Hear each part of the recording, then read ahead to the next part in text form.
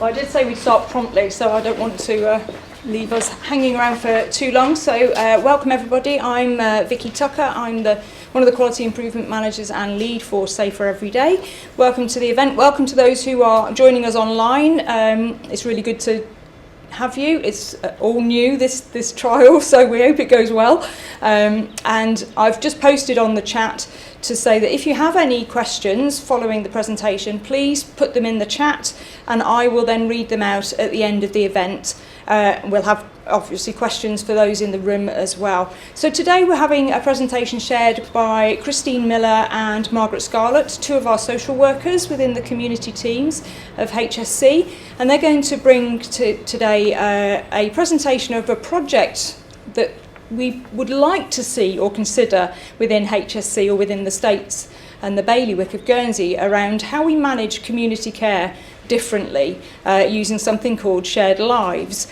I'll just do another plug as well. Another event like this is taking place on the 24th of May. We've got many presentations within that session. I won't name them at this moment in time because I can't actually remember the titles. But again, another event that will be held both online and in person here at the Gateway, 24th of May. And the QI clinic, the next QI clinic is the 15th of March. So just those dates for your diaries. And I'm going to hand over now to Christine and to Margaret. Thank you. Thank you. Most of you do know me. Margaret, I've been a social worker for a very long time here in Guernsey and around the world. And this is my colleague. I'm Christine. I'm very new to Guernsey, been here roughly 6 months. So, yeah. Great. And just a bit of an explanation. Some of you may be able to see this is a highly commended award that Christine and I got from the bursary. Some of you know about the bursary application. I'd actually applied to the bursary 3 times. This was the first time it got anywhere, so I'm pleased. And we were highly commended by the insurance corporation. So please do send in your bursary applications. So, our presentation today is to kind of just make sure everybody's aware of what Shared Lives Scheme is, and it runs currently in the UK. And the objectives of our presentation is to make sure that everybody's aware that there's sometimes an alternative to care and that can potentially be implemented in Guernsey, and also to show that this scheme might take some of the pressures that we're aware that are already on health and social care in Guernsey. That might be a different alternative, as well as we're promoting the supported living and ageing well strategy. Okay, so our next slide. As many of you know, I'm sure, the Bailiwick has an ageing population. I'm not going to say a problem because that's quite controversial. The life expectancy in Guernsey and Alderney has increased 4 to 5% over the last 20 years. Alderney that I cover Alderney as a social worker, has twice the ageing population of Guernsey, with an increased population who may and do need care. Okay, unlike the UK, who may not have the provision in their county, they may organise care in a neighbouring county, but we can't do that. We can't send people to Jersey, we might like to, or other places. We have to deal with that on island. It's the same with Alderney and Guernsey. And also, as many of us know, the recruitment and retention of care staff is complex and difficult. We've got across the board a lot of staff absences and vacancies that are unable to be filled. One of the impacts of the cost of rental accommodation and the cost of property.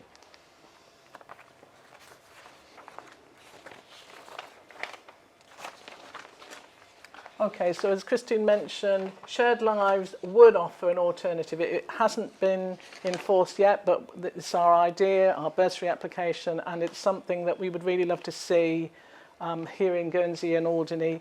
It does work in the UK, so a lot of this we've taken from the UK. It would work to meet the limitations of island life, taking place in Shared Lives carers' own homes within a family environment rather than, dare I call it, an institution such as a care home. Okay, so as we said, we want to prove how this would meet the supported living and ageing well strategy, and I'm sure you know it off by heart, but this is just to recap some of those things so we can explain how it meets those. So the supported living and ageing well strategy is aimed at pretty much every member of our community here in Guernsey, as long as they have some sort of care and support needs. So this is why this scheme, while we're presenting it for specific things, it is realistically open to anybody and everybody, and it can be utilised really well. So yeah.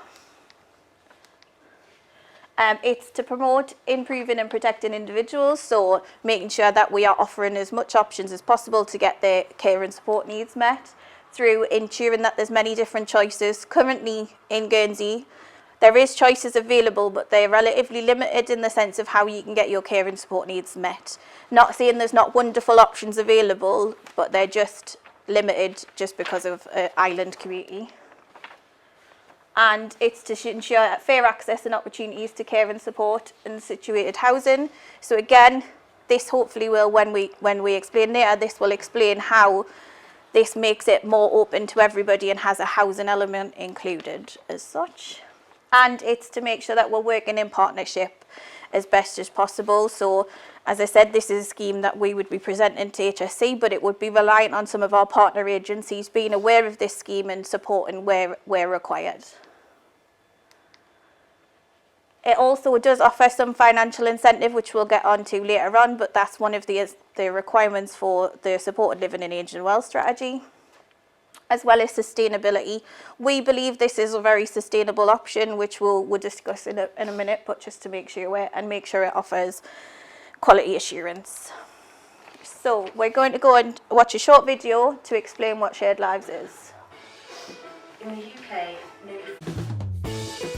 In the UK, nearly 14,000 people used Shared Lives, but many of us don't know much about it.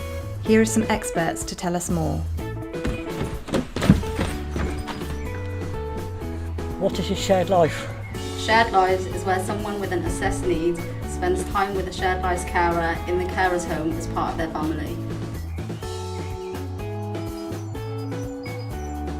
Who is it for?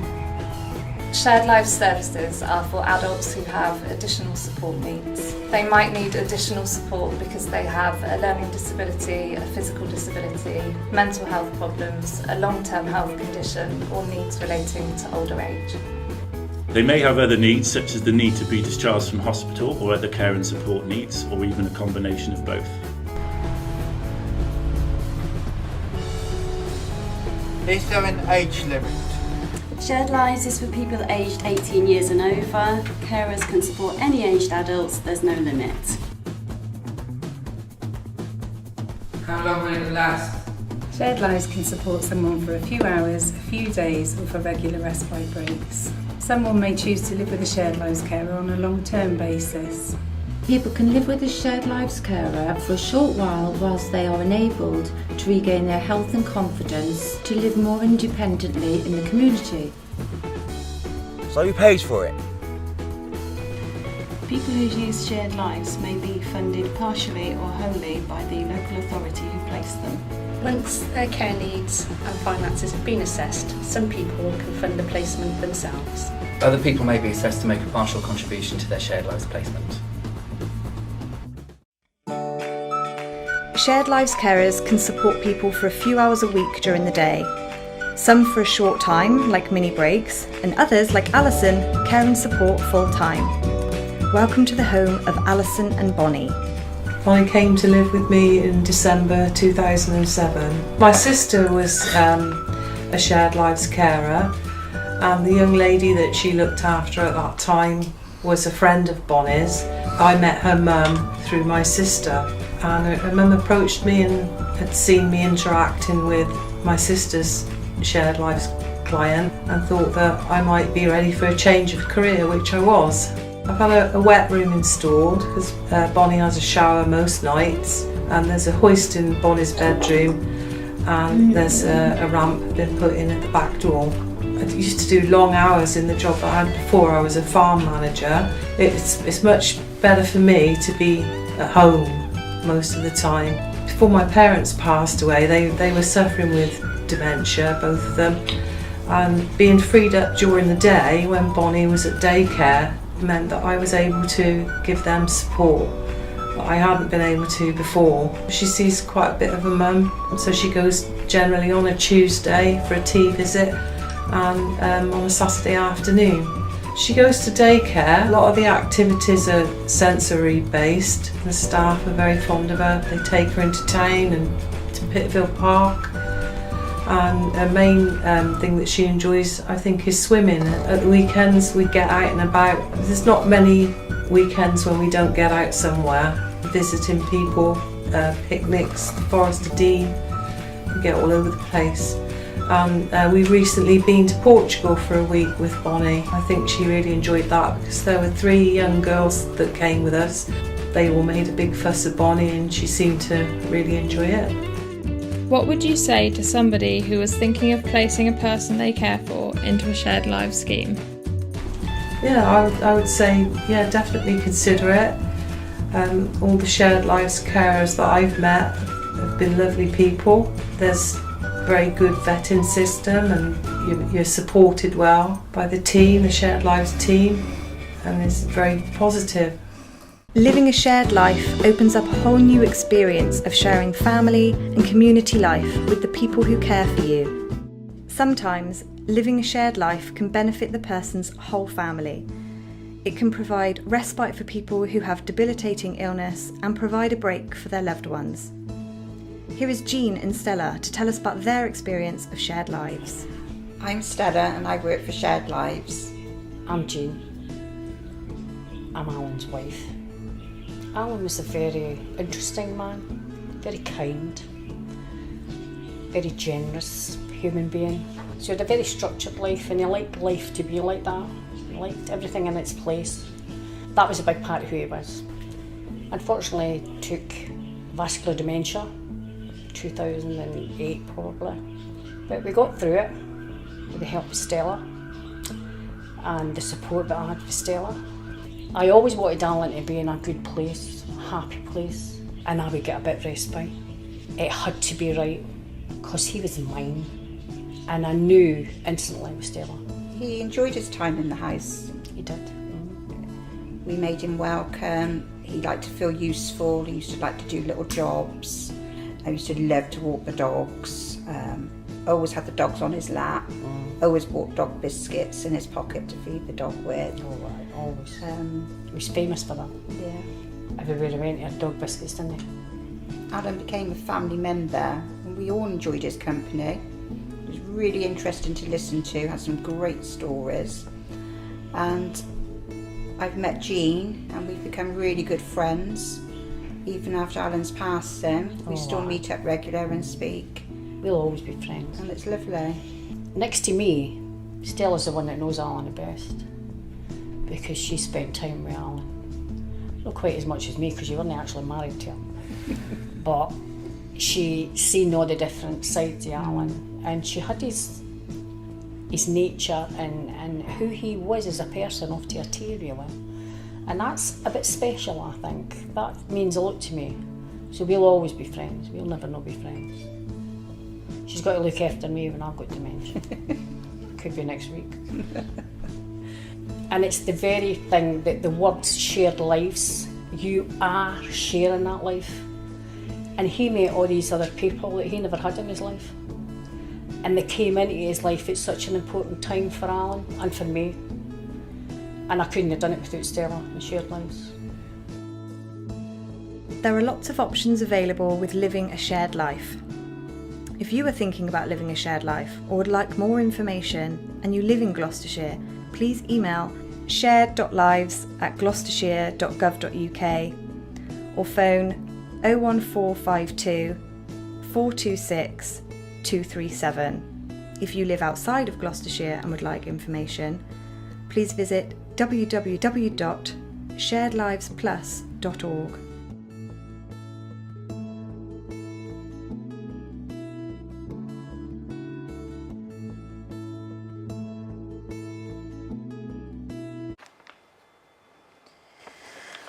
I think that's a really useful video. I know it's obviously based in the UK, but to see the impact that this scheme has made on that lady and the person and her husband through Shared Lives is really very touching. And again, just to reiterate, Shared Lives, it's to provide a safe and secure home that supports an individual's right. It's very much one-to-one care rather than in a care home. Nothing wrong with the care homes, but obviously they've got lots of people. You can have more individualised care for that person one-to-one. And it's a comfortable, homely environment. And particularly if they come from home, it's not going into a big institution which might seem a bit overwhelming. And again, I think the carer themselves, they will develop their skills of caring and understanding and patience. It's actually a learning experience for them and possibly for the person they care for. This gentleman, he was doing little odd jobs in the home. That isn't possible in a care home. We know that. I mean, you can't even go and wash up. Whereas in somebody's home, yes, you could dry up, put things away. You know what I mean? It's much more family oriented. And Guernsey's very, I think, my experience is very family oriented society. And I think we could find people who could provide that, because it's not necessarily long term. There are people in the UK that have people long term, but it's just an emergency or a few hours here and there. I think we've got another slide. Yes, for instance, leisure activities, like you said. Yes, some of the care homes, Vanessa knows, they do have some activities. But, you know, that person can join the family and they might go out for a meal, they might go and watch a cinema, depending on the needs of that person, do some things that person's interested in, go to a museum or different things. I mean, there was one in there, they went off to Portugal, so that's really ambitious. And again, they become part of that other person's family and they meet the other family members from the family. And again, involving the local community. To me, I see it very much as a community development project, that the community, you know, are looking after their own rather than maybe putting them away, dare I say, in an institution because they haven't got the ability, the health or the means to look after that person full time. So, from our perspective, we see the benefits as being the following. So, yeah, so unpaid carers will have the opportunity, we will be supporting unpaid carers. We are aware in this community there is a huge amount of unpaid carers out there, wives caring for husbands, husband caring for wives, daughters, nieces, nephews. A huge amount of people in this community are caring for individuals, and some of the issues we have is that we don't have the ability to support them in the way we would want to prolong them as carers for as long as possible. This might give a different avenue to be able to support those carers through different options like respite. It also means that we're supporting an individual in a home environment, which, as we said earlier, one of the issues with an island is it is an island. You can't physically build another care home or build another thing on another island. So we need to utilise the resources we've got. And there is a lot of people that will have space in their homes that would like somebody to visit for a short period of time and be able to help them and do those things. It's all about that matching process. And Shared Lives can reduce the impact on the states. So in the UK, when Shared Lives was introduced, it had a massive impact on the amount that was being funded towards care homes and other facilities, because it keeps the individual's life the same. So if somebody's attending a day service, they'll continue to attend the day service, but they'll just go to their Shared Lives placement on a night time or after the placement as such. So how do we envisage this working in Guernsey? So for those that don't really understand the process of care as such and how it's implemented, what happens is a professional, usually a social worker, but on some occasions it's nurses, will come out and do an assessment of your care and support needs. We will then decide if you can be with your family and your loved ones around you to see if we can support you in your own home and put carers in place, or we might say at this stage it's not possible, so it would be then we'd have to put a request to what's called needs assessment panel for a certificate of care, which then entitles certain funding avenues to be able to allow somebody to go into a long-term placement. We would just say that that process shouldn't change. There should just be an additional option in that needs assessment panel that could be potentially a Shared Lives placement. That would then get referred to what would be a shared lives coordinator, who would be the person who recruits all the carers and does all the checks that are necessary. They would have a conversation with the social worker to say, the social worker would say, I've got this person, I think they could meet shared lives, they're this, that and the other they need help with. Do you have a shared lives carer that they would match with? If they do, wonderful, we can go through our process, and the social worker or nurse would stay involved to do the side of work that for the individual, and the shared lives coordinator would be there for the carers if there's issues, to kind of have that voice and have those bits included. A bit like in a care home, you would have your manager on site or your deputy manager to do all those voice and things for the care staff. So this is how we envisage it working. It's not saying it's an ideal solution, but this is how we see it working within the processes in Guernsey. So, in the UK, I'll be honest, I'm, as you can probably tell from the accent, obviously not from Guernsey, and didn't recruit anybody at Shared Lives, but I did sit with our Shared Lives team in the local authority I was based in, and the options for Shared Lives are really endless. And we've sold some specific avenues right now, but they are really open to many different options. So often the schemes are for people with learning disabilities or autism, so you can keep that structure the same, because we know that structure is so important with individuals with autism and learning disabilities. So if you keep putting somebody into respite in a care home, it changes the whole dynamic. You can't follow their normal routine. So that's one of the reasons it's used so much in that. And in domestic violence situations, it's been used in the UK as a step down. So if somebody has fled to a refuge and they're being supported in the refuge and everything's going fine, rather than going straight into a tenancy, maybe with the local authority or something like that, they go step down to a shared lives placement. So certain things are not really put straight onto you, because it's quite a daunting experience to go from your entire support system in one area of the country often, and then move to another area of the country, and then you're expected just to get a tenancy and get on with life, when this shared lives option offers a step down, so you can kind of develop some coping strategies and develop your support network. So hopefully it shouldn't be happen again to lead to the same situation. Care leavers, it's used for a lot in the UK, in the sense that people who have either been in children's care homes, it can, again, in the same way for domestic violence, it can be used as that step down service. So you're not, because I'll be honest, at 18, I was not ready for my own tenancy. I don't imagine a lot of care leavers are either. So it's about making sure we're doing it in an organised way to allow people the opportunity to develop their skills. Rehabilitation, as it was mentioned briefly in the video, it's used often in hospital discharges, whether it's as somebody with a physical disability or somebody with a mental health condition that needs that little bit of extra support, but not anything to the level of a care home. So it kind of has somebody who can offer those bits of support around them. And as you've seen in the video, it's used a lot for people with our older population. The lady at the end is a really good example of how it was used to support her and her husband to maintain their home environment and their home lifestyle as best as possible, while not preventing her from getting a crisis point, because she always knew she had that avenue to turn to.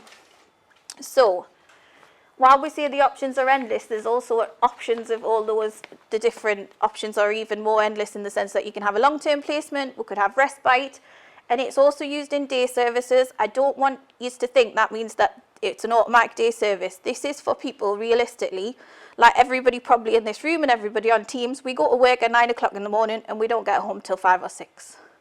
None of the day services work for that length of time. So Shared Lives often can put in schemes to say, we'll drop you off in the morning at 8 o'clock and you'll have breakfast with that family, or you'll do that bit, and then they'll take them to the day service. So nothing changes in their routine, but it also allows people to return to work, because often that is, as much as as I say, the day services are brilliant, they do everything they can, but if you're working, it's really hard to manage your day, especially if you've got to physically be in the office or got to be in a shop, or all those different options.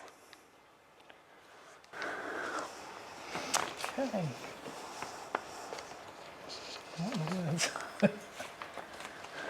Okay. We've mentioned, we're just going over here, mentioned the support for carers in a crisis. We often, as duty social workers, get phone calls, get crises. I had an example just before Christmas a few years ago when the husband, the male carer, who was 12 years younger than his 92-year-old wife, who had severe dementia, he suddenly dropped dead, totally unexpected.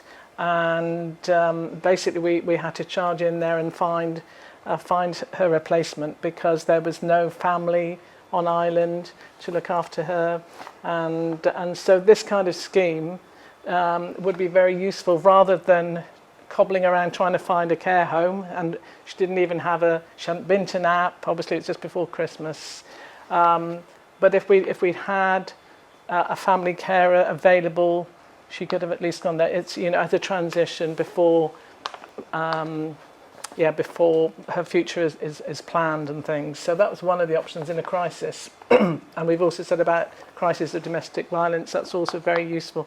I do remember a few years ago I had an elderly lady who was trying to get away from her abusive husband, and so I rang up the refuge, but they said, well, at that time they had steps and she couldn't do them. They didn't have disabled access. So again, a suitable home without steps with wheelchair access would have been really useful. And again, we have a duty towards carers as health and social care as a community to support carers so that they don't break down, so that they carry on caring. And in the past, we've been able to offer them respite. And officially, Social Security offer 28 days a year respite. But we know that with the closure of so many care homes and with the lack of staff, we've not been able to offer respite, only in a few situations. And again, to support carers with their well-being by giving them the breaks and also that friendship. It's not just that the person is somewhere away from them, but also the shared lives, that to build that relationship, that friendship of somebody who cares for their loved one, who knows that person as well. It's really important, I think.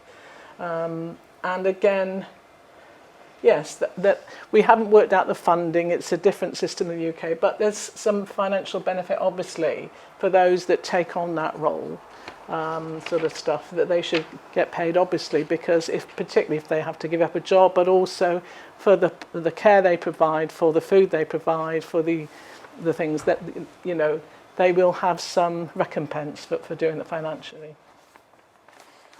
Okay, so to bring us back to our objectives, have we offered an alternative to the care that's provided here? I believe so. I believe we've offered an option of having individuals being able to be supported in an individual's home, and that is different compared to what we currently have here for the majority of our community.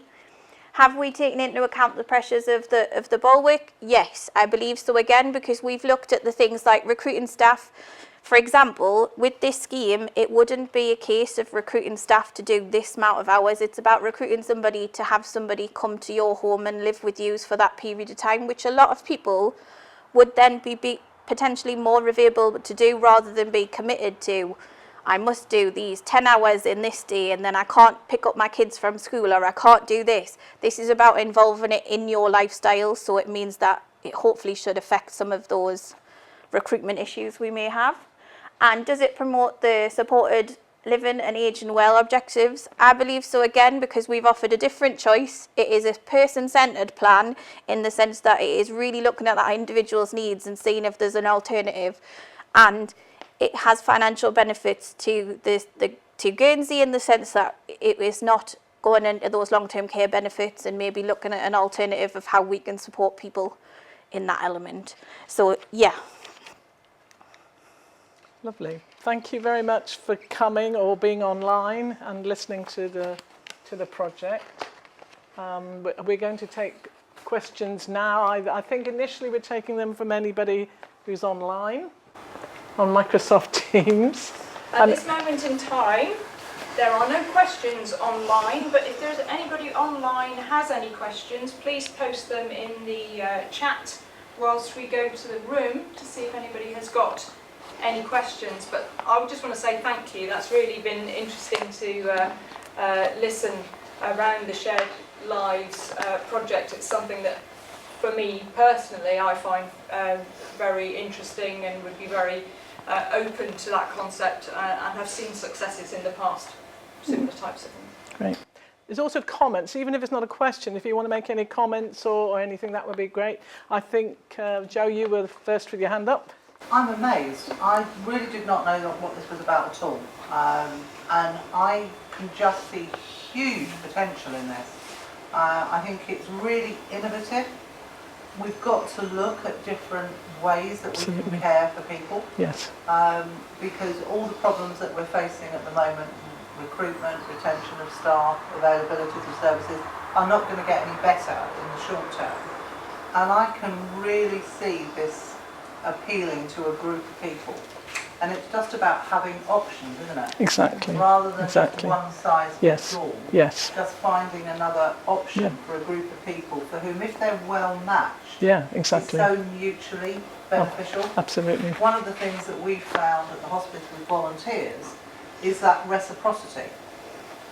We give something to them, they give something back to us, and then that relationship is just solid. Yeah. And I can see this with the shared lives.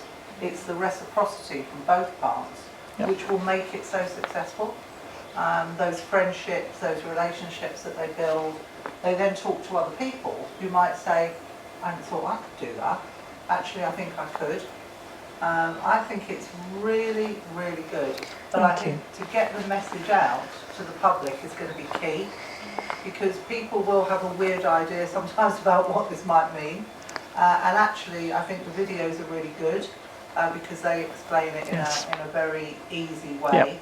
And I can see a lot of people thinking, I might be able to do that. So I'm really impressed. I think it's great. Thank you. If I tell you, I think I mentioned at the beginning, I had submitted this as a bursary application year after year after year because I knew, having been here for many years, with the closure of the King Edward, of all the care homes, etc., and we used to have dedicated respite beds, which we don't. We have one at Corbière, thank God, but I could see the situation, and year after year, and it got nowhere until this year, and for the first time they gave us a highly commended, and HSC are on board with this. I think we're also speaking to some charities as well, and I'm very pleased that we've had this opportunity to present it, to give people the idea, because I knew about this some years ago. A friend of mine who is a social worker, at a conference I met, and she was doing this. She and her husband, she told me, had a gentleman with dementia for 2 weeks in their home, and she was giving up her holiday to do that. But that was, she was doing that, and so I was really impressed.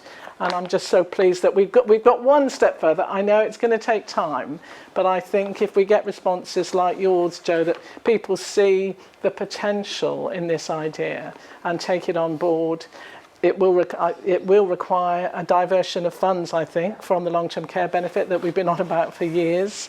But I think, thank you for that. It's really helpful to know what people think. It also requires a diversion of thought. We're used to working in a very traditional way. Yes. And this is different. Absolutely. So I think that's a big step change as well. Yep. But I think it has huge potential. I would advise anybody to have it. The website was put in the video, but do have a look on that website, because Shared Lives Plus is really forward thinking in their avenue, because they also have a separate scheme called House Share, which is say for individuals who have a very low level of need but maybe need some help with a meal or social company, and the person would move into their house and offer that support so they can get cheaper accommodation. It's utilised mainly in London for where it's really high in prices, which again is a Guernsey equivalent realistically. It's very high in prices, and a lot of people would probably be fine moving into a spare room. Some people would be fine moving into a spare room and just offering 5 hours a week of sitting and having a meal with somebody or doing those bits, and it offers. So I would definitely advise looking at that, because as I say, we've given an overview of the bits we think are really important to start with, but there is even more that Shared Lives can potentially offer. I think you had a question. Yeah, just a couple of questions. I just think the idea is very, very good. Margaret, you mentioned going to social work and going to NAP to get a NAP certificate.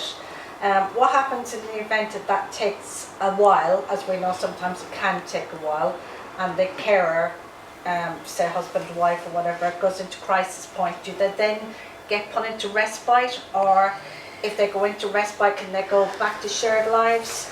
And because it takes a while, as you know, to get through NAP, it's not always clear cut that they're not allocated social workers and stuff. I think everyone deserves an assessment, and before we could even look to match them with a potential family, we have to assess them. And to me, the needs assessment panel, that is an assessment. Okay, it's used to attract funding from Social Security for respite or long-term care, but we're going to use the same system to assess people who would ordinarily been eligible for respite or long-term care. They may want that, they may need that. We may not have a suitable person to do that, but we would offer, it would be an option. It's an alternative, not instead of, because we obviously still do place people in long-term care and things. And as you said, not everybody would necessarily want to be, you know, I mean, Guernsey's a small place, same with Alderney, everyone knows each other. Oh, I'm not going to go and stay with them, thank you very much. Oh, well, we're not having Mrs. Bloggs look after my mum. You know what I mean? There may be that. So, but everyone should be assessed first anyway, and that's our role. In an emergency, yes, as this lady, funnily enough, I'd met her at the Alzheimer's Association, and her husband, who was the main carer who died, at the outside. They have an afternoon, carers afternoon, I'd spoken there. And but she had not been formally assessed. Her husband was her main carer and things, and so she was able to go into Corbière because they're health and social care, but they don't get paid for respite anyway. Whereas I couldn't have got her into a care home without the right certificate, as you said. So in an emergency, this scheme would be very, very good to place somebody in, because the funding we can sort out after, but we would have to have some idea of her needs before, you know, we knew who to place her with. I think also, sorry, just to clarify, it's also about making sure that this scheme is implemented as early as possible. So I think we shouldn't be, one of the things is we shouldn't be getting a crisis point with our carers, and that is what is being trying to be pinned in that carers strategy and everything like that. So ideally, I understand, yeah, in crisis point, we're at crisis point. We have to figure out whatever is the best solution at that point in time. But ideally, if we think somebody is potentially going to need respite at something, we need to be considering as social workers and professionals whether shared lives might fit, and try and start that process as early as possible. So we're engaging in it and hopefully identifying matches. So then when there is an emergency, we can ring round the people that we know are matches for that person and see if they can offer immediate support in a place that they already know. So yeah, it's about being early, I guess, realistically. Do you see recruitment being a problem?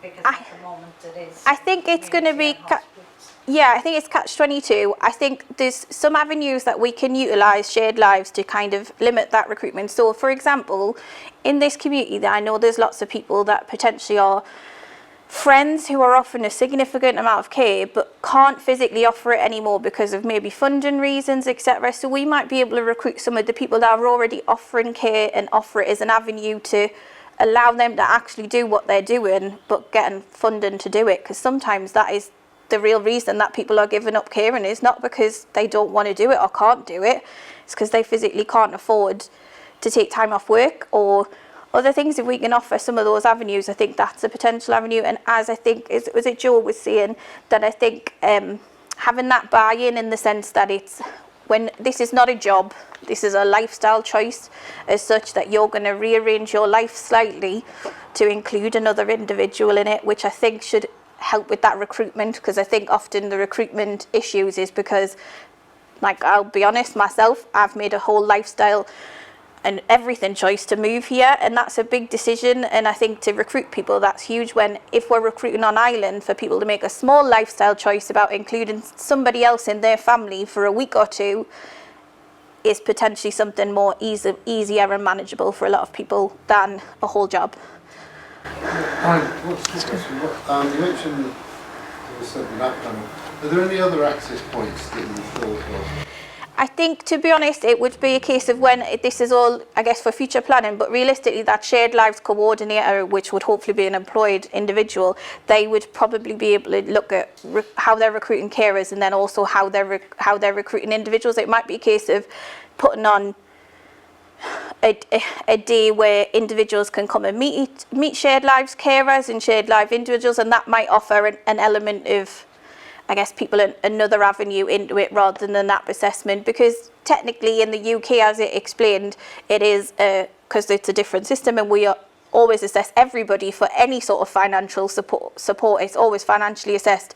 I guess here you could potentially pay for it directly without the NAP if that was something we needed to explore. I was thinking of perhaps they're on disability service. So they would... They're already receiving care packages, but this might... They go through a very similar process, it's just not called NAP. So it would still go through identical system for learning disabilities. Yeah, if that makes sense. I don't know it, but I know it's very similar. If they're already receiving care, they could go back for this specific... Yeah, I believe so, yeah. I think that's how we would envisage it working. I've got some online. Thank you so far for those questions. Jenny Lene has asked, is this potentially a new scheme, meaning several vacancies that need to be filled, not from current posts? In the sense, this is just a new idea to Guernsey currently to answer that question. It's something that we have both experienced in the UK and it's worked really well, but this is, at the moment, this is the idea stage and we're just trying to make sure everybody knows what Shared Lives is, so that when we're making the next steps, people don't look at us scared and think this is going to be a whole new thing. It's not. It's following a similar process to what's already in place. It's just adding an extra option in, hopefully. And one of your colleagues, Carol Atkinson, who's got experience of schemes in Cambridgeshire and Lincolnshire, but also was just saying she might have missed it in your presentation, but what are the funding opportunities for this project at the moment? So at the moment, we are really at that ground zero currently. We have just presented the idea to the bursary application to try and get funding for exploring how it would facilitate here. This is, as I say, it's not funded as such. We're just trying to explore what options are available and get a feel of everybody in the room and online to say, do you agree with it? And do you think it's a good idea? Which we're getting the feedback is everybody sees the potential in it. So hopefully, because I mean, as much as I feel like I know a lot about Guernsey now in the 6 months I've been here, it's still only 6 months. I don't know this community that well, and Margaret's been here a considerable amount longer, but we're not from Guernsey. So again, having that perspective is really vital. Well, you're getting positive feedback from the colleagues online. Claire Tannehill has asked Margaret specifically, I have a question regarding care leavers and how this might work, re-referral to community services, etc. Or would children's social workers take the case to NAP? We have many children in need of ongoing support post-care, and Shared Lives could be a good scheme for them.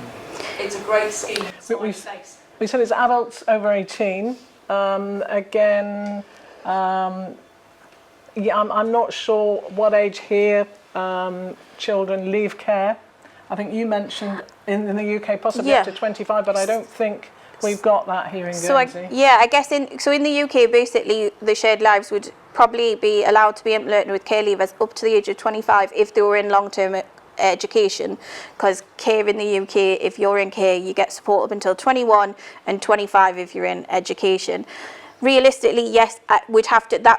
All that work would have to be explored about how children's services have a very different kind of assessment anyways to adults, so we'd have to look at that transitional work to see, and then also potentially identify whether we need a slightly different criteria realistically for care leavers. Some of this, the same with when we said it's for individuals fleeing domestic violence, they're not naturally going to meet our needs assessment panel because that's about specific care needs. So some of these avenues that we've said are potentials, this will all need to be explored in detail to say what we're going to say our criteria is for each of them. Because as I say, a care leaver's criteria is going to be very different for a Shared Lives scheme than a lady or gentleman with dementia in their 80s. I think that's really important. Yeah. Yeah, I think that's it, isn't it? I mean, this is this could meet the needs. The potential is vast, isn't it, of who it could meet the needs for, and what that really looks like if we were to implement something like this in Guernsey is yet to be explored, isn't it? Really, in its true sense of the word. You're just sort of dipping our toes into what could be a project. I've got two more. Anybody else in the room? But I've got two more online. Shirley, I think we've already answered this, but we'll do it again. Shirley Stewart has just asked if are the Shared Lives carers paid or voluntary? So in the UK, it works in very differently. So shared lives in the UK, it works in regards to some of the benefit systems. So you might get some benefits breaks in regards to how their payment is, and they also get paid a certain amount from the scheme. That is pieces of work that we will have to carry out with Social Security to see how this would fit, because we can't replicate this from what the UK does, because the UK has a different system and they do things differently. What we need to do is start open people's eyes to what the opportunities are and ask likes of Social Security to say, this is our shared life scheme, how can we fund it to help these individuals? Is there certain things that shared lives carers can potentially get compensated on? Because in the UK, I'm not 100%, but I'm pretty sure it is things like council tax would be, because the individual would be entitled to their council tax payments, so that would then get built into some aspects of that reimbursement. But obviously the benefit system is different here, so I can't fully explain that, but at least it would be explored. If I could just say that some of you may know that at one time you weren't eligible for a carer's allowance, which Social Security provides. This is pretty low. You have to provide 35 hours a week and you get about £2 an hour. But actually at one time you couldn't receive the carer's allowance, even if you were caring for somebody in your own home, if you were on another benefit, incapacity benefit, sickness benefit. However, that has changed, because I did have a family in Alderney who, she was a retired nurse, and she was on invalidity benefit, but she was caring for her husband at home.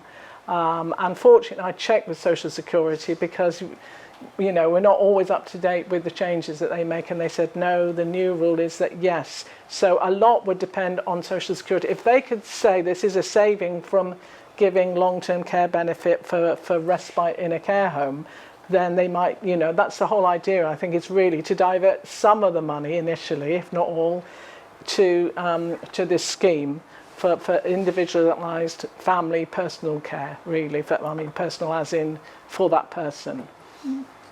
So yeah, there's lots to be ironed out, lots to get through, but this is at very early stages, and we're just very glad that for the opportunity to share this with you and just to spread the word, really. It's just, you know, change takes time in Guernsey, we all know that, but at the moment, you know, we've had lots of positive feedback and everything, and I'd love to see the scheme, whether it's in my lifetime, I don't know, but it'd be lovely to see the scheme implemented here in some way, in whichever way it is.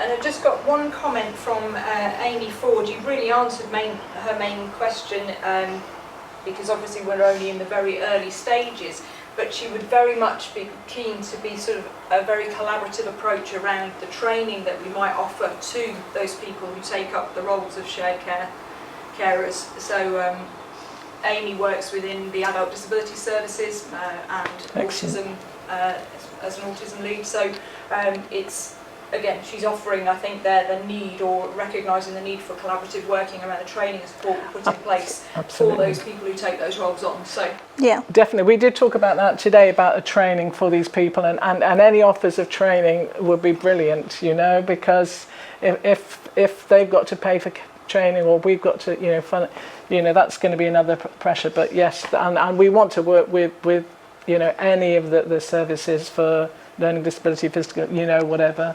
It's not an option for children. I know they have difficulty recruiting foster carers for children. This is an adult scheme anyway at the moment, if they want to set up something. But I know it's different, because it can be much more flexible. You may not be able to have someone in your home forever and ever, although some do, but just even as Christine said, almost like, dare I call it childminder, but for an adult, the person's going to daycare, but the person who's looking after them, the relative or whoever, has to go to work at a certain time, or even evening and weekends. None of our day centres are open evenings and weekends, so that would be a possibility. They could have that person perhaps of an evening and weekend to support the family care at home sort of stuff. Mm-hmm. So it should be a flexible scheme, and as I said, yeah. It's got lots of potential. Yes, definitely. Yes. I think it'd be very beneficial for her. Definitely very Right, so we'll sign you up, Holly, all right? Yes, just, your name's on the sheet. You didn't know that was to be a Shared Lives carer, but it was, yeah. We hope so. We see the benefit, so I think, and I think, it should play to Guernsey's strengths as well, because it does have a lot of strengths that I think Shared Lives would really pull on. So, yeah. Thank you. I think we just got people just reiterating that we're a long way off for it being sort of implemented and it's early stages, but taking into consideration all around the budgets and how that financially works and all of the laws, I guess, as well, and the benefits that we've already talked about, all need to be factored in. But people are very keen and that's good. see it as a positive solution. Yeah, thank you to everybody. An ongoing problem. And just to remind people that this will be shared on the Safer Everyday page on the gov.gg website, so you can watch this again. There we go. Any other questions? Yes, Steve. Just say not about the presentation. That was really good presentation. There were 20 people on Teams. Well, there are 20 people on Teams, which is really good. This is the first time we've done it, so it's well done to and Ollie for setting this up, because it's seamless, but it's like John Bank over here. So they've done a really good job. So well done. That's really, if you can do this, and it's the take up we're getting is like that. Well done. It's just for those who are online, thank you for joining in. It really is great that we're able to reach out in this way now. So some pluses to a pandemic that we've all struggled with. It's great, and hopefully we'll have the same or greater attendance at future events. Lovely. Thank you.